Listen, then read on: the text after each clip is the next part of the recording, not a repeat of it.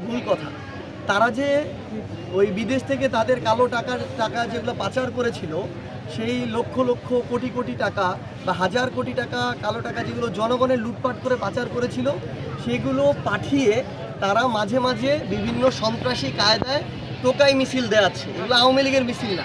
যদি আওয়ামী লীগের এত মিছিল দেওয়ার এই মুহূর্তে লোক থাকতো, তাহলে জুলাই আগস্টে এই লোকগুলো কই ছিল যখন বাংলাদেশের মানুষ মাঠে নামলো?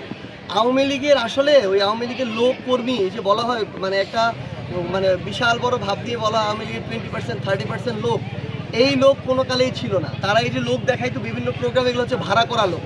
যদি এগুলো তাদেরই লোক হইতো, তাহলে তো জুলাইয়ে যখন তাদের বিরুদ্ধে ছাত্র জনতা রাজপথে নামলো, তারা যদি তাদেরই লোক হইতো, তাহলে তো তারা রাজপথে নামতো। তো আমরা মনে করি যে এইসব ওই টাকা দিয়ে টোকাই ভাড়া করে ভোরবেলা আর কি দু একটা দৌড়ানি নিজেরা দেয়া যায়, ভিডিও করা যায়, একটু সোশ্যাল মিডিয়ায় ফাপড় নেওয়া যায়, কিন্তু বাংলাদেশের মানুষ বোঝে যে কোনটা আসল পলিটিক্যাল প্রোগ্রাম আর কোনটা কি। এই অভ্যুত্থানের মধ্য দিয়ে যারা গণহত্যা চালিয়েছে, তাদের যে বাংলাদেশের পলিটিক্যাল বা রাজনৈতিক বাস্তবতা, সেটা সেখান থেকে শেষ হয়ে গেছে। বাংলাদেশে আওয়ামী লীগের রাজনীতির চ্যাপ্টার ক্লোজড।